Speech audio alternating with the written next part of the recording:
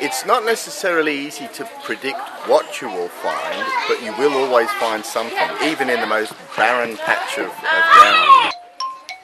There was a line from a poem that goes, there in the dirt and murk of things, always, always something sings. And that's true. Any site, you'll find something living. And in an area like this, it might seem relatively simple and not much evidence of life around. The closer you look, the more you'll find. So why is it important for children, particularly in the early childhood stage, to be learning about what's around them? It gives them a sense of empathy with other living things, which sadly seems to be lacking in a lot of childhoods that we see at the museum these days. It would be absolutely unheard of for somebody who's of my age going through early childhood without experience of, say, raising silkworms or tadpoles, but it's a rarity amongst kids these days. So without that contact, you don't get the empathy, and without the empathy, you don't tend to see the need to preserve these things. And ultimately, because everything is all interconnected, we depend on it too. You have things like the flies and mosquitoes and things like that are coming into the area either to feed on the plant matter that's here, or to even feed on the blood of the children. Then you'll have the spiders that will be building their webs to catch those same flying insects.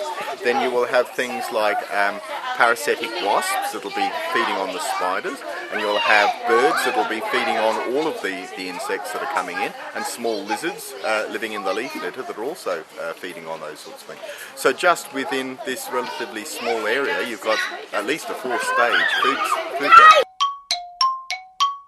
I always try to encourage the kids to be aware of all the animals that are around them, and not to touch them, because obviously there are some things that can bite or sting, and you don't want the kids getting a negative reaction to nature.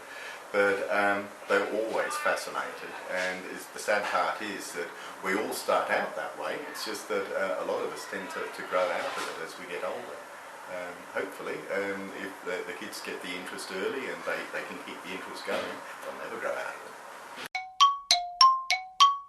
Little things are very important to little people, well, but they do need some encouragement. When you're only about so tall, you're very close to the ground. Yes.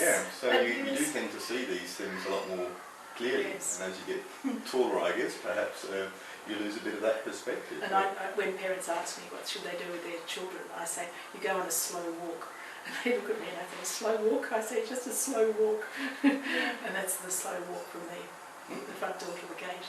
I now have an 8-month-old daughter, and my favourite thing to do with her is to take her to Centennial Park and just feed the ducks. And she's only 8 months old, but she absolutely adores it.